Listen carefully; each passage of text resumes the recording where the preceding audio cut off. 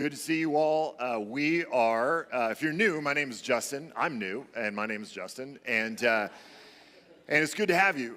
Good to be here. We are in week 2 in our Jonah series. We started last week, and I love Jonah. I think Jonah is one of the most perfect stories in the Bible. It's very short. It's only 4 chapters long, but it tells, I think, a very human story. And so if you haven't already, go ahead and turn to Jonah chapter 1. We're going to do kind of all of Jonah 1. If I don't hear any Bibles turning, y'all need to bring your Bibles. There we go. Lou's got a Bible. I want to recap last week a little bit because we framed up Jonah in a very specific way, right? Like with every book of the Bible, every passage of the Bible, there's a lot of different ways you can approach it, a lot of different angles you can bring to it.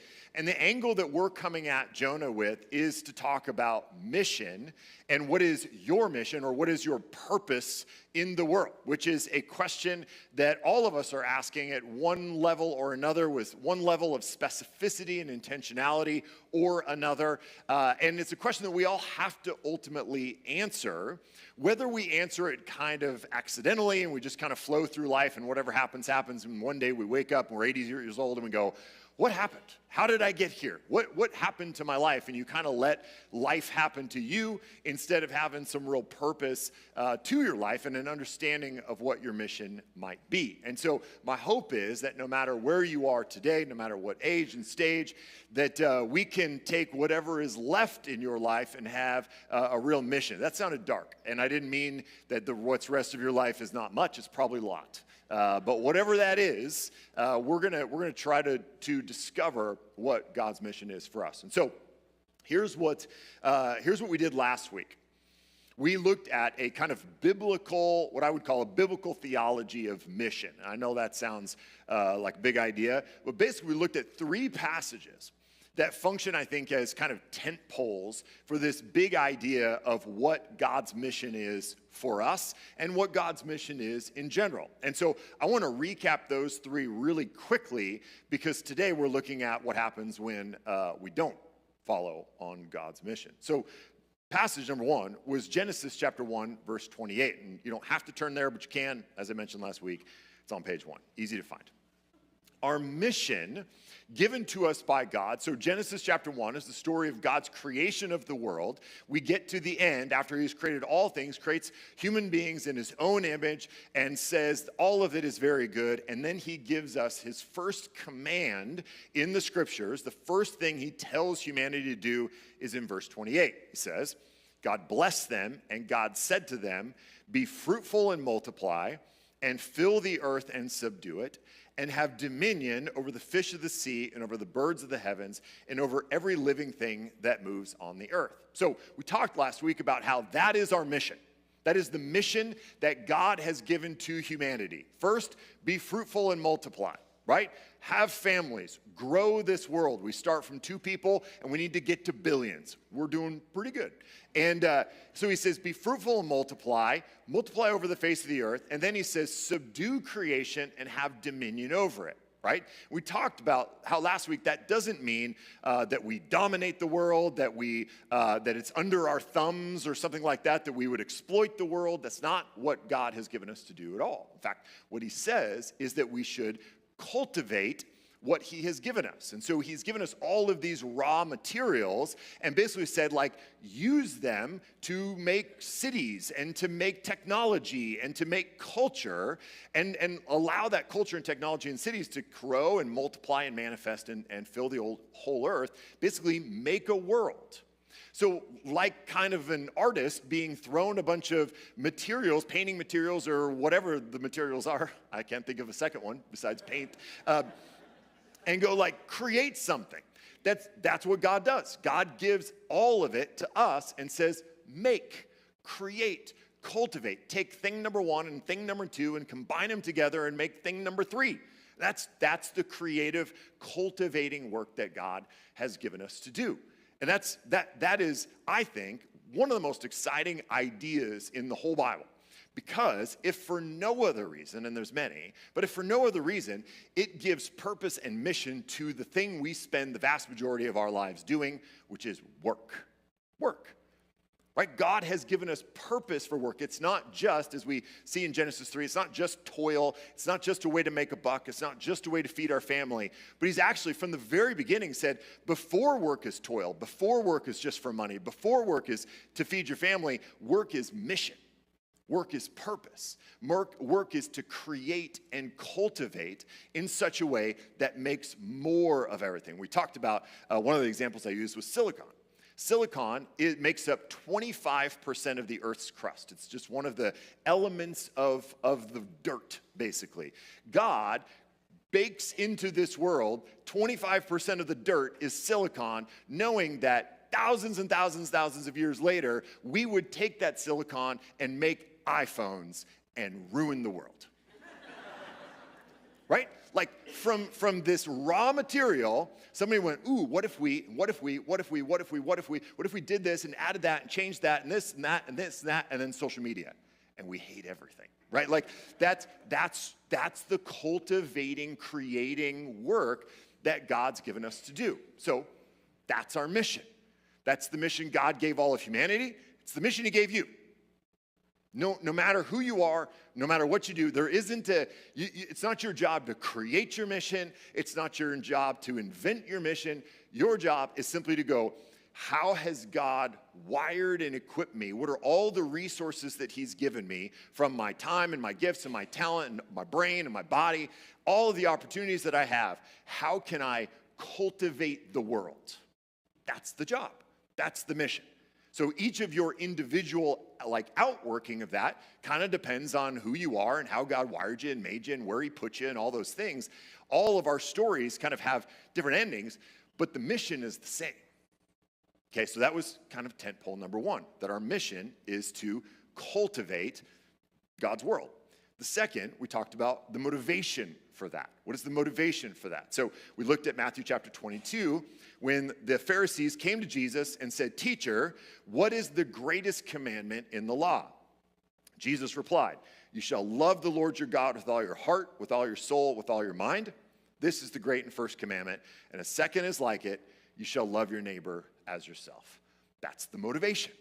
So if God had simply said, your mission is to cultivate the world, make technology, make culture, make cities, have families, like that's your mission, that could go very awry when just left to our own devices.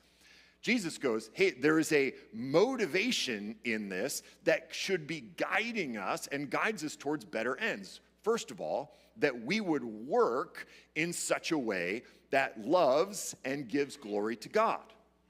Again, I can't re-preach last week's sermon, but I talked about how God is the only being in the universe for whom, when he gets more glory, we all benefit. Right? When individual people get more glory, they benefit. That's influencers. That is online, that's celebrities. The more glory they get, the bigger they get, the richer they get, it only benefits them. When God is glorified, when more people know about God, God's creative, sustaining, and redemptive work expands. So the more people know about God, the better it is for them. That's the motivation here. So that we would work and cultivate and create in such a way that makes God more famous and loves our neighbor. And I think this is a really, really important word for us today, maybe especially in LA, but especially in this kind of cultural moment. That whatever we're doing, whatever we're building, whatever we're trying to accomplish, whatever mission, whatever goals and ambition that we have, Jesus says, after loving God, your secondary motivation ought to be, and this is a check for us to go, that it would be for your neighbor's good. That would accomplish something tangible and nameable good for your neighbor. And here's where I think we can kind of make that vague, is go well, I build things, and building things is good, and my neighbors need things, and I build them, and so it's good, and so I'm loving my neighbor. I go, I think you can do better. I think you could be more specific. I think you could think harder, because all of you are very, very smart and capable people. I think you could all think a little harder about how does my work specifically, and not all of us work. Some of us are retired, some of us don't work, some of us stay at home. We got all kinds of different things. So keep that like the broadest possible sense of our mission in the world, how would we think about the things that we give our lives to being for the specific benefit of our neighbors, of the people around us? How can we, whatever our world is, whether we're in finance or real estate or medicine or creative work or whatever it is, technology, to go, I want to make a thing that helps this person. In fact, when I preach sermons, not to use myself as a good example, but I will once. When I am putting together sermons, I've told you guys this before, I usually do a pretty significant part of my sermon preparation in coffee shops or bars, only the non-alcoholic bars, okay? The reason I do that is because I sit there and I read the text and I look around. And I read the text and I look around. And I read the text and I go, what part of this is good news for these people? What part of this would be challenging to these people? What part of this would be hopeful or joyful for these people? Because I love you, and I'm preaching to you, but I'm hopeful that you want to bring people who need more of this in their lives to our church. And here's what I know, that if I preach with your friends in mind, especially those who are not people of faith, if I preach with those friends in mind, you are not only going to be impacted because what your friends need is the gospel, so I'm going to give you the gospel, so that's a good thing, but also it's going to make you more and more confident to bring those friends to church and expose them to the gospel. So when I am creating my sermon each and every week, I very specifically am thinking, okay, that guy, he looks lonely. What would be good news for this guy? How could I, if he came and sat in this sermon, how could I connect this dot to him so that he would feel known and feel loved and feel seen in this world? Or she looks sad. How is this good news that could bring her joy that would transcend the difficulties of her situation? And so we can do the same thing. In fact, we ought to be doing the same thing with our work. If we are Christians who feel called by God, not only to the cultural mandate, but to those greatest commandments, to say, how can my life, every aspect of it, but maybe particularly my mission, my work, be for the specific good of the people in my life, the people around me, my neighbors? Okay, so that's tent pole number 2. One is our mission. The second is our motivation behind it that ought to guide that mission. And the last piece is the multiplication piece. Matthew 28 says, Jesus came and said to them, all authority in heaven and on earth has been given to me. Go therefore, make disciples of all nations, baptizing them in the name of the Father, the Son, and the Holy Spirit, teaching them to observe all that I have commanded you. And behold, I'm with you always to the end of the age. Now, there is a way, if you've been in church for any amount of time, you've heard the Great Commission, and there's a way to hear this as go be evangelistic, and then teach people the Bible and theology so that they can, learn about Jesus and grow. Is that true? 100%. Absolutely true. Is that all of it? Not even close.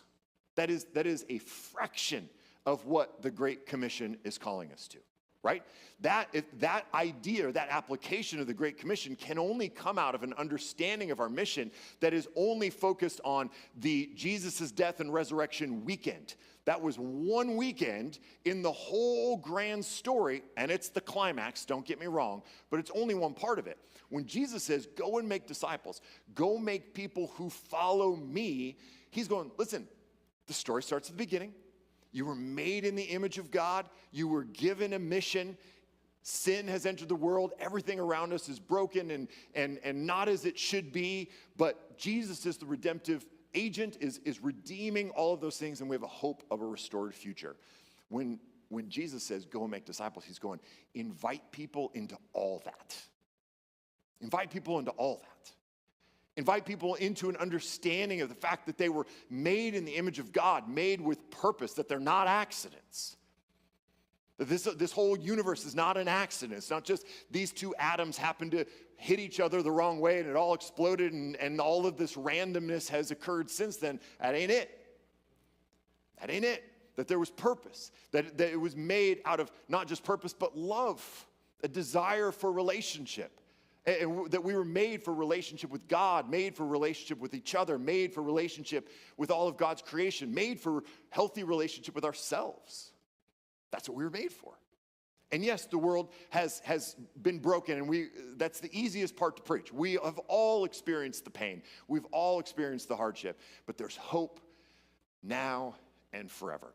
That's the invitation, okay? So the way I have summed this up is to say, our mission, your mission, is to cultivate the world using the gifts you've been given for God's glory and your neighbor's good in such a way that they, your neighbors, will join you on this mission. That's it. That's your mission. Let's wrap it up. I'll pray and we can go.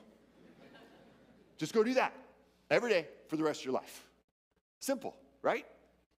Now, this is just the work that now you guys have to go, okay, I'm an artist. I'm a musician.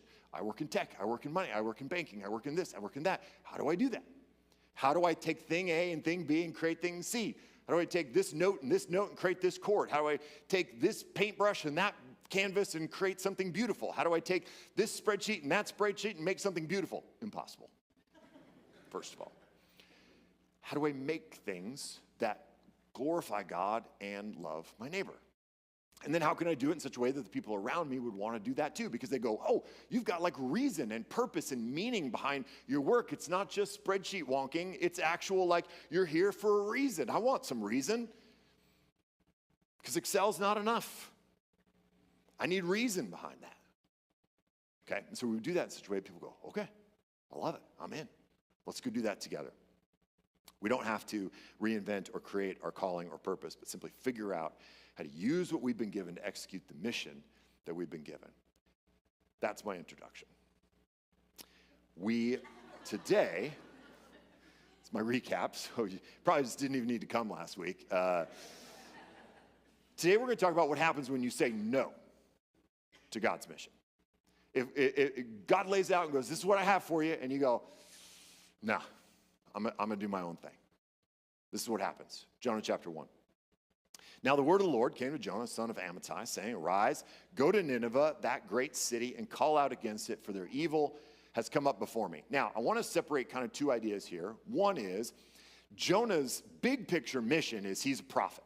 Like that's his job, for lack of a better word. And he's profiting all over the place, right? He shows up in different parts of the Bible. This is not the only mission of Jonah. This is just one day, one moment, one part of his grander mission that he's been called to as a prophet. He goes, this is your next mission, this is your next task that I need you to go do. It says, go to Nineveh, which was a long ways away, like up into the east, into the Assyrian Empire. It's a big, daunting city. It's an enemy of Israel.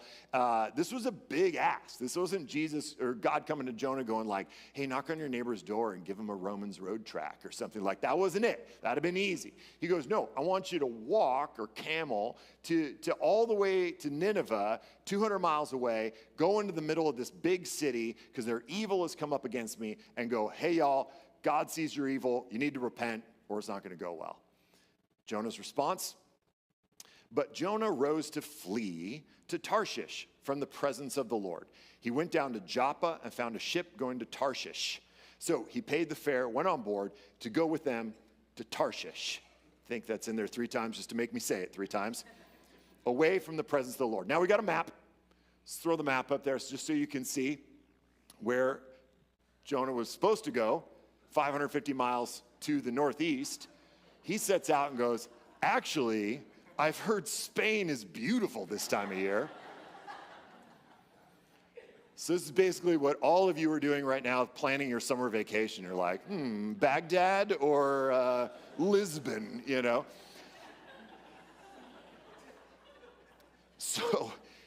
So God says, hey, you need to walk to Nineveh, camel to Nineveh. He goes, no, I'm hopping a ship at Joppa, and we're going to Tarshish, okay? That's the plan. Jonah says no, and in fact, it says he paid the fare, so he's paying to disobey now. We've all done that.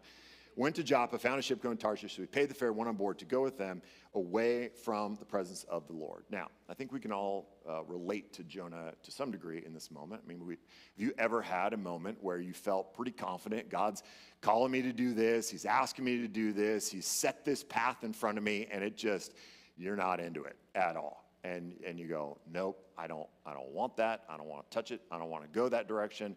I'm going to Spain, and there's nothing you can do to stop me. You ever been there? I've been there. I've been in a situation, feels like yesterday, where God was really clear about what I should be doing and where I should be going, and directed me and directed my family. And then on the very first day, everything caught on fire.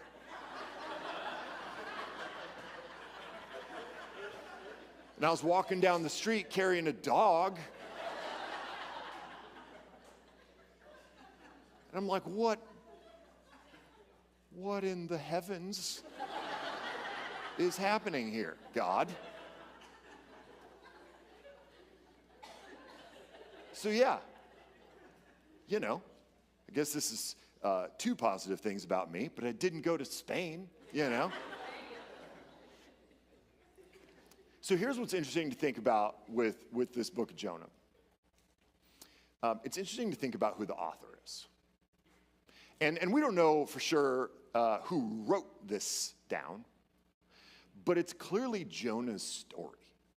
So whether Jonah was the actual writer, we don't know. I mean, he's a prophet. They were writers. They did that. Or he, was telling Obadiah, and Obadiah is jotting notes or something. I don't know. Nobody really knows. But there's enough internal revelation here to know this is Jonah's story. This is Jonah's retelling of what happened to him. Because nobody else, there's a bunch of stuff in here that nobody else could know. And so we know this is Jonah telling the story. So here's what's interesting. What does he say about the way he said no to God? He says, but Jonah rose to flee to Tarshish from the presence of the Lord. He went down to Joppa and found a ship going to Tarshish, so he paid the fare and went on board to go with them to Tarshish, away from the presence of the Lord. This is Jonah's testimony, and his testimony starts with confession, where he goes, I wasn't just running from Nineveh. He goes, I'll be honest, I was trying to get away from God. I didn't want to be in the presence of God. He just asked me to do a thing that I didn't want to do, and I knew he wasn't going to just change his mind if I was like, nah. To be in the presence of God is to be in the presence of your mission. It is to feel the weight and calling of your mission. And so Jonah's not just running away from Nineveh. In fact, he's not even primarily running away from Nineveh. He's running away from God. And he goes, I don't even want to be, I can't think about him, I can't pray, I'm not going to read the Bible, I'm not going to do any of this stuff. I want to do my own thing. I want to be on my own mission. And I'll give you some advice. If you want to do your own thing, don't talk to God. I'm serious. If what you want is autonomy, if what you want is to create your own universe and guide your own steps and be whoever you want to be, keep God out of it, because what God's going to do over and over and over is not let you go. He's never going to let you go. He's never going to let you destroy your life by running from his presence and just having this autonomous life that is separate from him, away from his mission for you, away from how he created you, away from how his spirit is working in you. He's never going to let that happen. So you can at least pretend, as Jonah does here, almost ironically, right? I mean, there's echoes of Psalm 139 here, where it says, where can I flee from the presence of the Lord? That's the irony here, is Jonah goes, guys, can you believe it? I went to Tarshish to get away from God, as if God doesn't go to Tarshish. But that's where I was going. And I was going there to get away from the presence of the Lord. And I think Jonah's on to something here. I think Jonah's on to something in the sense that when we are running from God's mission, it's not usually so much that we go, I don't want to do that thing. It's, I want to do my thing. I want to do what I want to do. I want to be in control. And man, if you've had kids, you know that this starts early. This is not an adult people's problem. This starts when you're young and you go, I do it, right? That starts when they're real evil.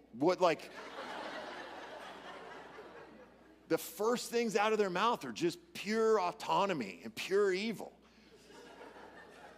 We don't need like war and famine to prove the fall. We need 18-month-olds, like that's it. You go, oh yeah, we're jacked from birth. But that impulse to autonomy is what underlies all of it. In fact, that's what we see in Genesis 3. The very first moment where this starts to turn, God creates the world, calls it very good, gives us mission. We go, yeah, let's go do it. And serpent one time goes, hey, but what if you did whatever you wanted to do? And they're like, I like that. Tell me more. And then they do the very thing God asked them not to do. That's what it is from the very beginning. That root is just a desire for autonomy. It's a desire to be God over your life. To go, I call balls and strikes. I say what's right and wrong. I say what's good and bad. I say what I should do and shouldn't do. That's being God. That's what we want. So Jonah it's pretty honest here. As he reflects on his story, he goes, I was going to Tarshish, but really I was going to wherever God wasn't. Which is, of course, silly because that's not a place. Verse 4. It says, but the Lord hurled a great wind upon the sea, and there was a mighty tempest on the sea, so that the ship threatened to break up. Then the mariners were afraid, and each cried out to his God. And they hurled the cargo that was in the ship into the sea to lighten it for them. But Jonah had gone down into the inner part of the ship and had lain down and was fast asleep. So the captain came and said to him, what do you mean, you sleeper? Arise, call out to your God. Perhaps the God will give a thought to us that we may not perish. So Jonah runs, and God goes, all right, we're going to do this the hard way. You could just do it, and it would be fine, but you're going to run, and so I'm going to send a storm, and we're going to do this thing that we always do. God doesn't have a plan B for you. There isn't a sense in which God goes, okay, here's your mission. Here's how I've made you. Here's how I've designed you. Here's the world I've given you. Here's the parents that you have. Here's the upbringing, the education, the brain, all of it. This is who you are. This is the mission I put you on. And we go, nah, I'm going to go to Tarshish. God goes and go, oh, gosh, I never thought of Tarshish. Yeah, you should go do that. No, God goes, no, I made you for this. Let's go do this. Let's be who I made you to be. And so he sends this storm to go, no, Jonah, you can't just run away from me. There's no backup option. You are the option. Whatever God has created you for, he didn't create anybody else for. So if you don't go do it, there's not anybody else who's like your doppelganger or something that can just go repeat what God gave you to do. It's for you. He's given you, men, the families that he's given you to lead and love. He's given you, ladies, the jobs that you have to go do, to accomplish, to create, to cultivate, to love. It's yours. It's your job. It's your relationships. It's your neighborhood. It's your family. It's your life given to you by God for a purpose. And there's no plan B. It's your job to cultivate the world for God's glory and your neighbor's good so that they'll join you. It's for you to do. There's no getting around that. In fact, the world will just get more and more complicated the more you try to run. And in fact, Jonah kind of gets this in the middle of this kind of crazy moment, right? So in verse 7, it says, they said to one another, come, let us cast lots that we may know on whose account this evil has come upon us. Which there's this great moment. I try to put myself inside these stories as much as I can. And there's got to be a moment where Jonah in real time is like, gets on the boat, is like, okay, I'm good. And then a storm comes, he's like, okay, this is suspicious. I don't know where this is going. I don't know about this. And then they're like, whose fault is this? I know, let's roll the dice to find out. And there's got to be a moment where Jonah goes, man, poor Hezekiah or whatever, like the dice is going to roll and it's going to come up and everyone's going to be like, Hezekiah, what'd you do, right? And so they roll the dice and it's Jonah. He's just got to be like, come on, you got to be kidding me. It says, cast lots, the lots fell on Jonah. Then they said to him, tell us on whose account this evil has come upon us. What is your occupation? Where do you come from? What is your country? And of what people are you? It's a lot of questions. And he said to them, I am a Hebrew, and I fear the Lord, the God of heaven, who made the sea and the dry land. Which is kind of interesting, right? Like, I don't know what I would do in that scenario, but I'd probably lie. Right? At least at first. You know, be like, I don't know, guys, I'm with you. I'm just here to catch fish or something and get to Tarshish. You know, like, I'd at least play dumb for a minute. But no, Jonah immediately goes, yeah, it's me. I'm running from the God who made the heavens and the earth. I am a Hebrew, and we worship the only God, and he's mad at me because I disobeyed. The guys are like, wait, what? Like, that's the answer? But in this moment, like, Jonah kind of recognizes, like, I can't run from my identity. And he just knows. He knows what he's doing, even in the moment. It doesn't take the reflection for him to look back and go, I was running from the presence of the Lord. Even in the moment, he goes, I knew. And here's my suspicion. Y'all know too. You know. You know what you were made for. You know why God put you on this earth. You know what he's called you to. And even as much as you run or you're hiding from the presence of the Lord, or you're trying to ignore it, trying to pretend like he doesn't exist, just trying not to think too hard about anything, whatever it is, you know. And if you don't know, you're here, so I'm going to remind you. You know. And if you have a moment where you actually stop in the middle of your life and ask a hard question, and I know we're all busy, it's a whirlwind of life, we got a lot to do, and so it's actually pretty hard to take time out of your life and think about some things, but you should.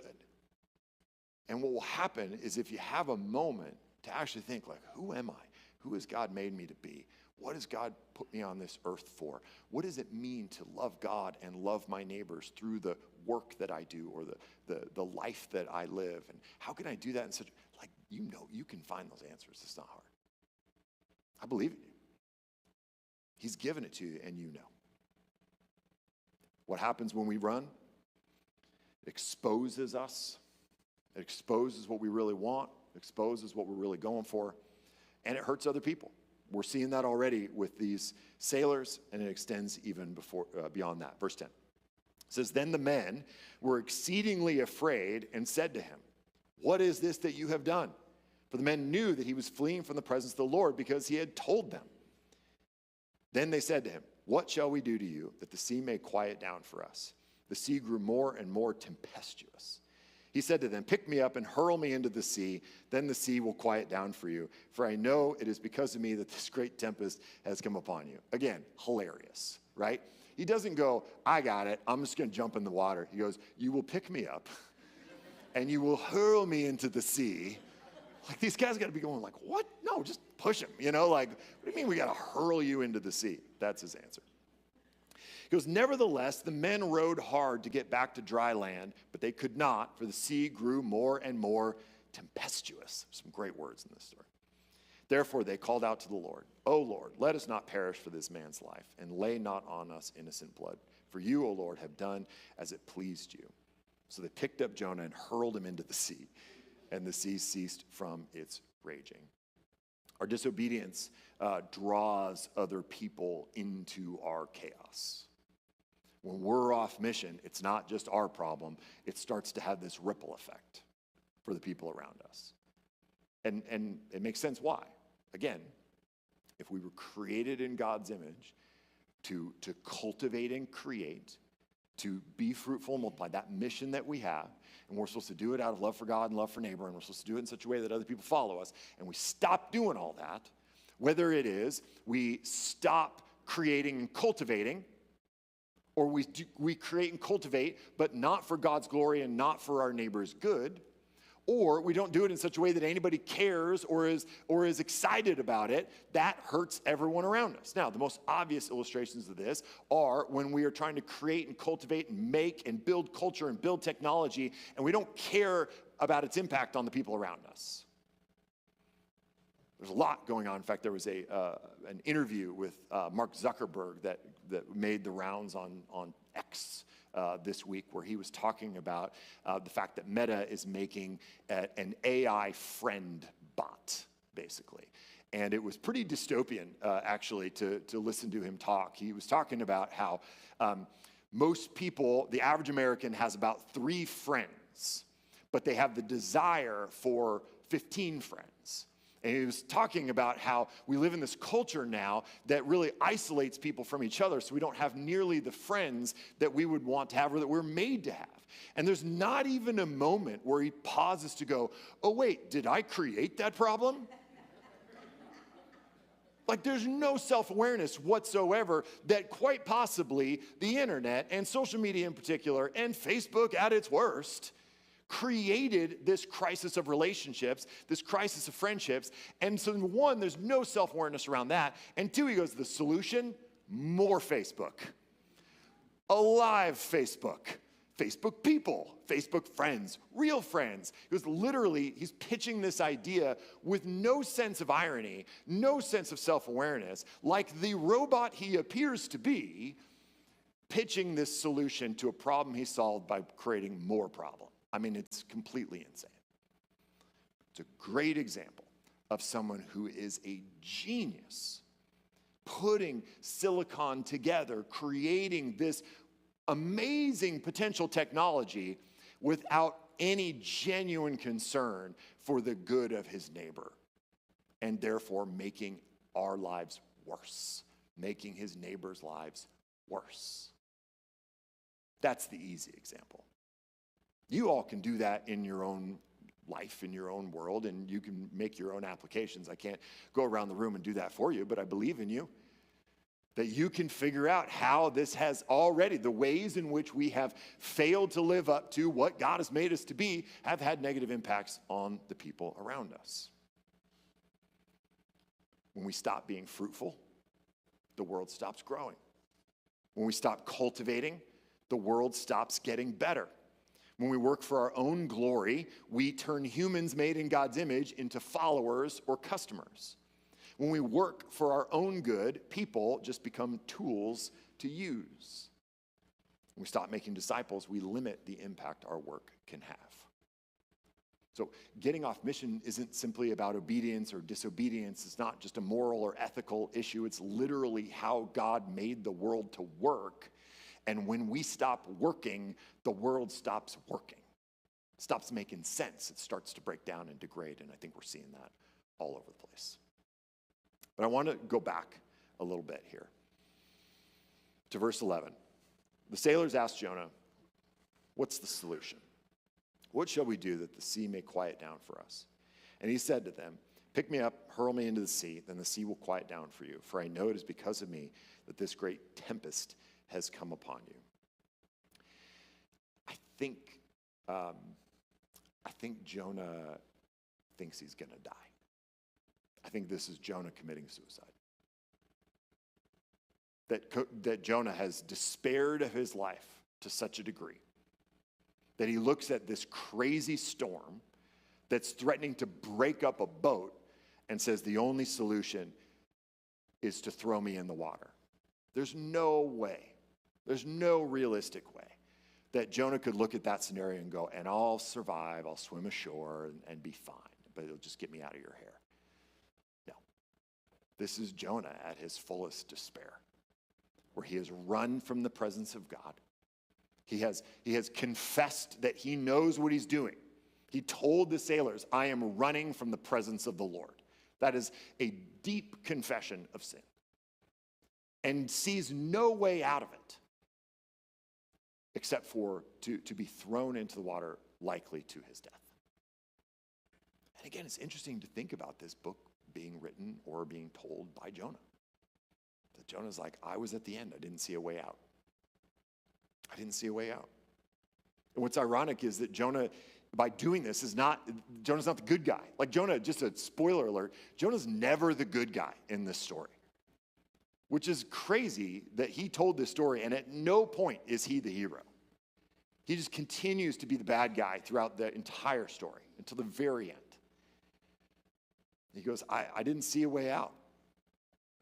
Jonah's still running. Being thrown into the ocean is not him being the sacrificial hero. It's him continuing to run from the presence of God. Because he could have just gone like, all right, guys, hey, I'm going to repent right here, and just stood in the middle of the boat and been like, God, I'm sorry, I'll go to Nineveh. He could have at least tried it, but he still is not ready for that. He still is not ready to be on the mission that God's given him. And so he goes, I'd rather die. I'd rather die. And that's a real place that we get. Last week we talked about the rise in deaths of despair in our culture. That people without purpose, without mission, are turning to drugs and alcohol and suicide at alarming rates, increasing rates, especially among young men. This is a real thing that Jonah is illustrating for us. That when you don't know what's next and you don't know where to turn, that despair takes over and you end up taking your own life. The sailors illustrate that there was another way. After they picked him up, verse 15, they picked up Jonah, hurled him into the sea, and the sea ceased from its raging. Then the men feared the Lord exceedingly, and they offered a sacrifice to the Lord and made vows. The sailors got saved. The sailors saw another way. Jonah was still running. The sailors, just to think about this book, and if it was named after the hero, it would be called God, for sure, always. But the second name might be the sailors. These are dudes who are working hard to try to save Jonah. Jonah says, throw me over. They're like, no, we're not going to do that. Keep rowing and keep rowing. They pray to God, hey, please, is there any other way? They throw Jonah over. Finally, the sea calms and they make vows. They go, okay, we're with you. They got saved. So there is this place of despair that Jonah gets to. And it's a genuine fork in the road that we all get to at one place or another. And likely we get to it over and over and over in our lives where we have these choices to go, okay, I'm gonna be who God made me to be. I'm gonna join on his mission, or I'm gonna continue to kind of be whatever I want to be and walk in rebellion and walk in disobedience and walk in sin and do whatever I want to do because I'm God and I'm gonna run from the presence of God.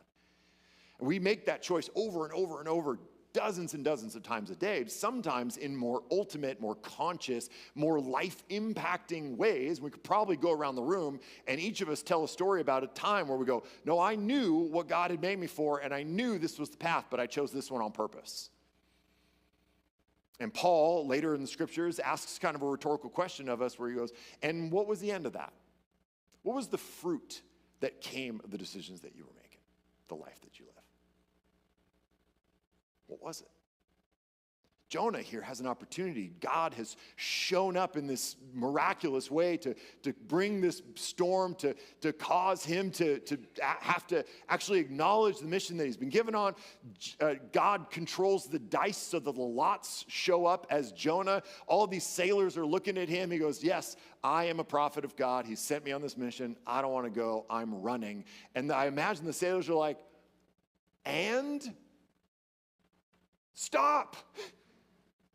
Like, let's go to Nineveh. We'll take you to Nineveh. And he goes, no, I'd rather die. I'd rather die. I am so far away from wanting to follow God. I want whatever this path, the Bible is really clear. This path away from God is a path that leads to death. So today, y'all may and probably are not in a place of such despair that you are considering suicide, though statistically speaking, some of you are or have recently. And that's just real. And the Bible's really clear from the very beginning that the introduction of sin into our life, the introduction of autonomy, is a path that leads to death. Maybe not something as kind of climactic and devastating as suicide, but it is a path that does not lead to life. And yet, no matter how long we've been walking down that path, no matter where we are on that path, God is constantly sending storms, sending sailors, sending moments of awareness, sending bald guys who yell at you for 45 minutes, whatever it is.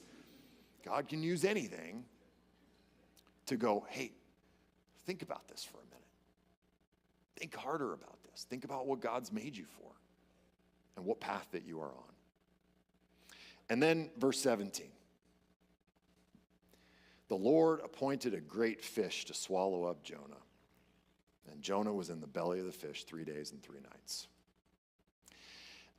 You can read the story of Jonah 100 times and never realize that the fish is not God's judgment, it's God's salvation. The fish was salvation. Because otherwise, he'd have just died. It would have sunk to the bottom and drowned. God sends the fish to save him. Now, some of you are going, the fish? Like we're buying this? Like this is real? Well, yeah. And here's the thing, like, is it that big a stretch? If you start with, there is a God. Let's just start there, right? And not all of us are there. Some of you don't believe in God. That's great. I'm glad you're here. I think you're wrong, but we can talk about it. But if you start with there is a God, can you then go, and God could never have done this? No. If you believe in a God and go, yeah, but he couldn't do that, I would just say you have a bad imagination. If God is in any sense God, then God could do something like this. Would he do something? What's happening? What's a? Oh, that's cool. Everybody's looking above me. I'm like, something about to fall? All right, so that's a sign. Today is your day to get saved. Where was I? If God can do that, okay, so listen though, really, like let's use our logic here. Is this something that if God exists, then this could happen? Sure. Does this seem like, as we understand the scriptures, that God, who created all things and is redeeming all things and eventually restoring all things, that is this the kind of thing God would do, might do? I mean, it's not the craziest thing he does. Just wait till we get to the cross. Just wait till we get to the resurrection. I mean, wait till we get to walking on water. Wait till we get to water into wine. Wait till we get, I mean, there's a lot. If you're tripping up in Jonah, just skip the New Testament. So, did it happen? I think so. Is it normal? No. And that's why it got written down, right? Like that's why when people struggle with miracles, they go, well, but I don't see miracles. Yeah, they're crazy. That's why they're like, we should write this down. This is crazy. That's what miracles are. They don't talk about a lot of the normal stuff. They write down the crazy stuff. This is crazy. Let's just name it. It's crazy. But also, like, God seems to like to do crazy things. And if you believe in a God who doesn't have the capacity to do something like this, I just think you need a better imagination. You need to go back to being a kid. Jonah's story tracks with the biblical story. Jonah is called by God. He's given a mission. He rebels against that mission. God calls him back, repeatedly tries to save him, to get his attention. Storm, sailors, moments of awareness, being saved by a fish, and we'll see more and more. Similarly, Adam and Eve are given a mission by God, are tempted to define their own path, to be their own God. They hid from the presence of God. It tells us after sin had entered the world, after they had sinned against God, it says they hid from him. They didn't want to be in his presence. And the implications, like Jonah for the sailors, from Adam and Eve to us, it went really bad for us. The implications of their sin had a ripple effect on the rest of the world. And yet, God provided for them, redeemed them, gave them hope so that we might have it too. Jonah's story is his story, but it's our story. The particulars of his are probably more interesting than yours, got to be honest. But they're not categorically different. You and Jonah were made for a purpose. You and Jonah often run from that purpose. You and Jonah are being pursued by God to be back on that purpose. You continue to rebel against God, as we'll see Jonah will, and he will not quit calling you back to what he made you for. God is faithful. We are not. God does not quit on us. You cannot define your own existence. You cannot create your own mission, create your own purpose. You are not God. You cannot be autonomous. You cannot define right, wrong, good, bad, true, false, good, what you should pursue, what you should not pursue, valuable, not valuable. It's not your job. And it goes bad. It leads to death when we do it. So Jonah's story is his testimony of warning to us. To go, listen, I knew what I was doing, and I did it anyway, and it went real bad. But God's faithful, that no matter how many times, and we're going to see this is not the last time, it's crazy, even getting eaten by a fish doesn't work. It's the same way we could go around this room and tell stories of moments that should have shaken us out of our disobedience. We could go around the room going, this happened, I did this was the consequence, and I swore I'd never do it again. And then you did it again, over and over. Every single time I have to tell my kids, why do I have to keep saying that? There's this little voice in the back of my head that is God going, oh. Oh, I'm sorry, what? What was that? Yeah, over and over and over and over and over. And God keeps going, remember who you are. Remember, more importantly, who I am, and that I'm the one that made you that way. I'm the one that can bring you back into the path of life. By my grace, there's no distance too far that our grace cannot bring, his grace cannot bring us back to. It's a million steps away, and it's one step back. Over and over. Because of his grace, his faithfulness to us, we can be saved. Let's pray.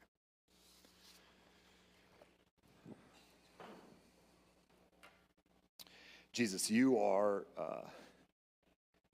it's unbelievable. I can't even honestly fathom the depths of your grace, the depths of your mercy, the number of times you have forgiven me, set me back on the right path, only for me to immediately fall over again. I want to be my own God. I want to be in charge of my own life. I want to say yes when I want to say yes, and no when I want to say no, and go and stop, and I want to be the boss. But that is not reality. You alone are God. And when I think really hard about it, I wouldn't want it any other way. Because I am not omniscient, I am not omnipresent, I am not all knowing, all good. I don't have your grace, I don't have your mercy. I want you to be my God. Lord, remind me of that. And remind all of us of that. Every day, as we go throughout our day, remind us of who you made us to be. Remind us of the mission that you've given us. Remind us of the motivation that animates that mission. Remind us, Lord, that we should do it in a way that multiplies your goodness for your glory and the good of our neighbors. And Lord, there's some here that know today. They go, I'm running. I'm headed to Tarshish. I have been, and honestly, I want to keep doing it. And I'm just going to ask that you would bring a storm of grace into their life. Maybe it's this moment. Maybe it's something tomorrow morning. I don't know, Lord. I want you, I'm asking you, break into our lives. Don't let us just kind of slide into death, slowly but surely. Break in, remind us, save us. Show us your grace. Show us the path that you have for us. Do it in unmistakable ways. Bring us storms and fish and sailors to remind us of who you've called us to be. And give us the grace to respond. In Jesus' name we pray. Amen.